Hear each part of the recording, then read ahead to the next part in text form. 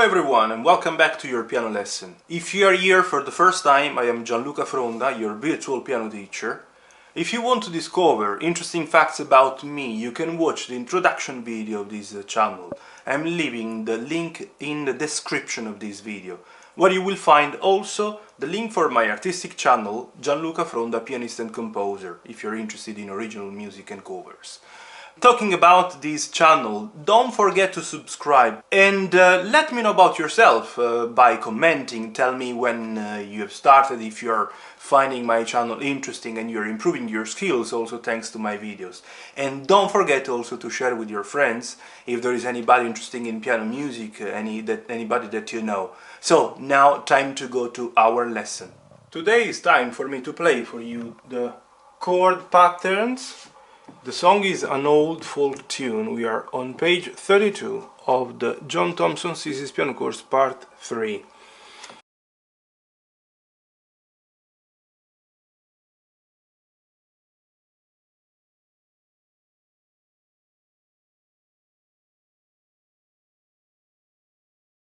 We have reached a very interesting level now with this an old folk tune. You are going to use patterns that anyways you learned exactly in Thompson Part 2. They were played by, try to remember, in one of the chapters when we explained the chords in C, in F, in G, it was C, G and F, starting first of all from the right hand doing, then you were moving down doing, then you had to move up doing, passing from C to G to F. Then you were adding also the left hand note, and when you were doing it in G, look, you were doing exactly what you will have to do today here, playing the left hand of this piece. It was simply done using left and right, but now you do it playing everything with the left hand. And which ones are these two chords? Exactly these and these. In Thompson Part 2 it was divided, the top two notes given to the right and the bottom given to the left. Same story here, top two given to the right, bottom one given to the left. I want to show you even which one was the chapter. Surprise! So you are exactly on page 30 of the John Thompson Part 2. So here you learned these chords, and look which one is the chord. It's exactly this one, the middle one in the second line. Key of G, where you played these three notes divided in between the hands. Here you are playing them with just one hand. And here we are, you're finally applying something that you learned previously. Plus, I suggest you to learn very, very well these exercise. Let's read together what Thompson is saying. Here are some chord patterns, these ones, that appear often in music. Repeat them until you can recognize them by sight and by ear. This will help you sight reading and memorizing. So which ones are these three patterns? And also now pay extra attention. Let's refer to the second chord of each block of two. You see they are connecting by this bar on top. This one is the G major in root position. This is the G major in first inversion. This is the G major in second inversion. You might say, what does it mean? I would say, attention my dear, because we learned the inversions on page 29. You started learning the C major inversions, so C in root position, C major in first inversion, C major in second inversion, and then you were supposed to write the ones in F major and in G major. Obviously they were written you were supposed to write them in treble clef. They are here in bass clef, in the bass clef, but doesn't make any difference. Why I say that this is the G major in root position? Look, because this is exactly this, GBD. On the book, GBD.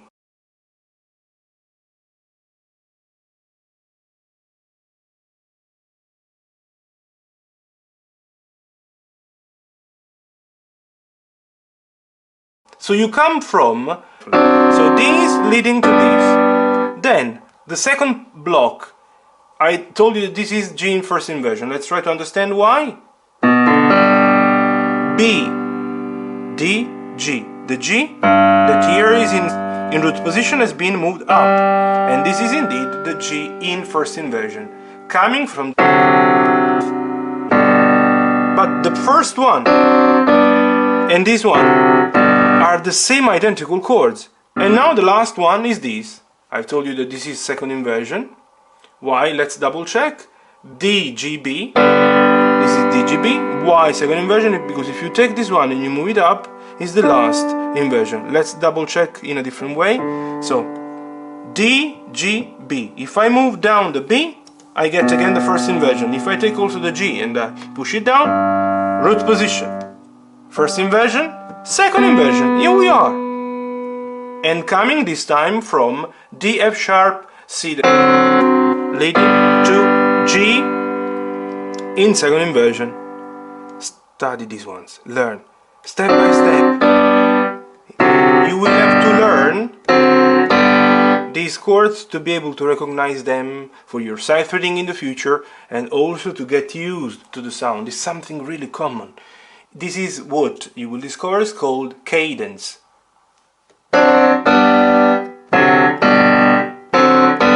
Or even more. Step by step, get used, day by day. Now let's talk about an old folk tune. I want to play first of all at a faster speed and then at slower speed, but in between the two performances I will talk about a few technical important things to keep in account when studying that will definitely help you understanding how easy is this piece. It's not that complicated. 1 and 2 and 3 and 1 and 2 and...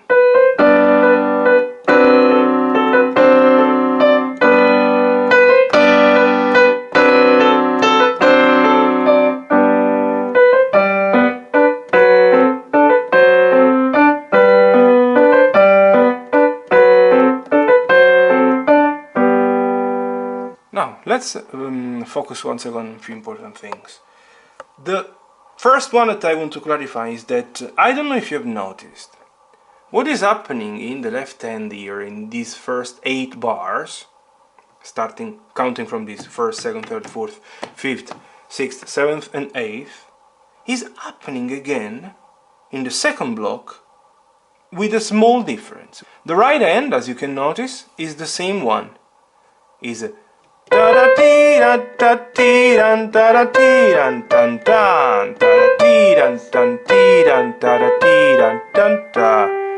here is again the same story, the same identical right hand.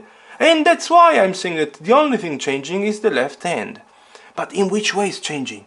Is the composer changing the notes or the way you play these notes? Here this is a stationary chord, is the G major chord. Here this is the G major broken chord. This is the D dominant, the D chord, the 7th chord.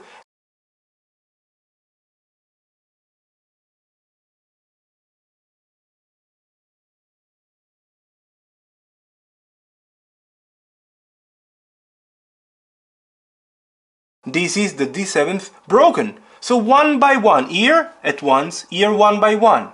In the first bar, at once.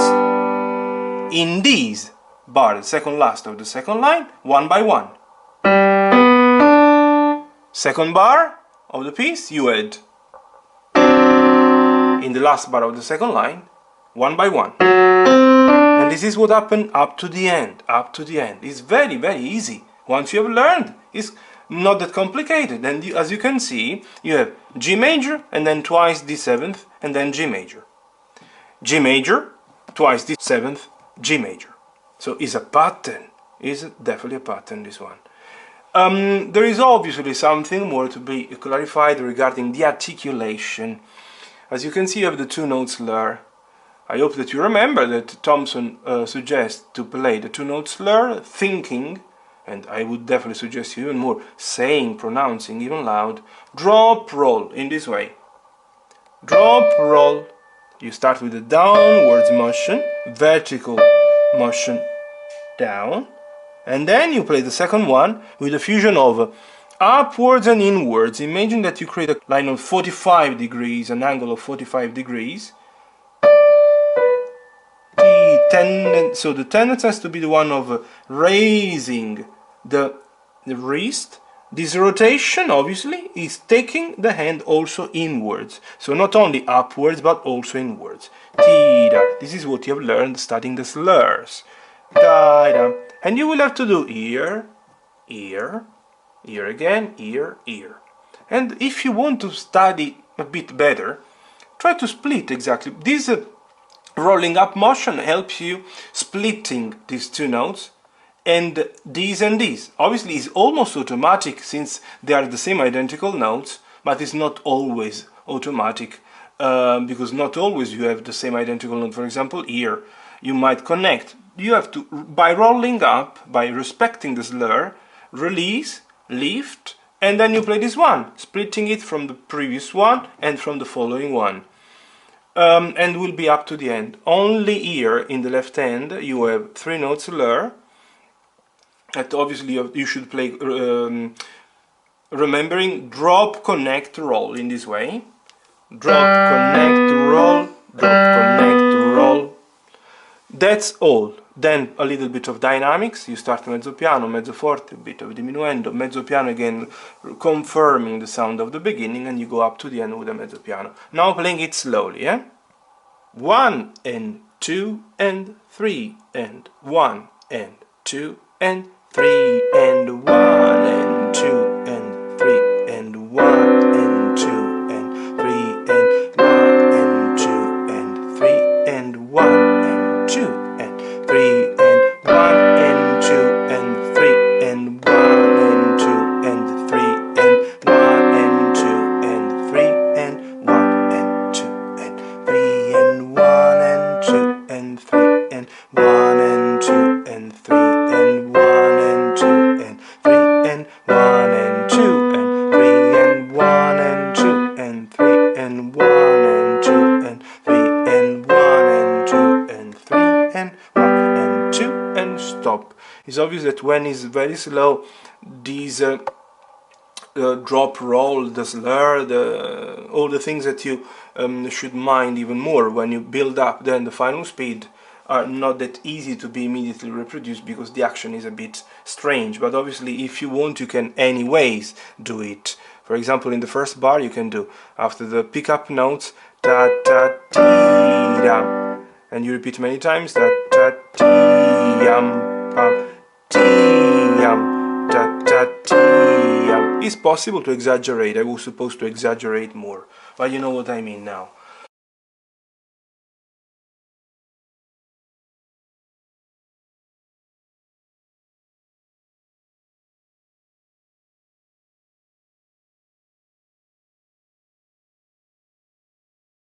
I don't think, and I hope that there is nothing else to be clarified. It's quite rich, it's very, interesting, finally interesting facts applied, interesting technical things learned, applied. And if you have any question, don't hesitate to comment, to let me know how it's going, how you're improving. If it's the first time you're landing on my channel thanks to this video, don't forget to subscribe. See you in the next one.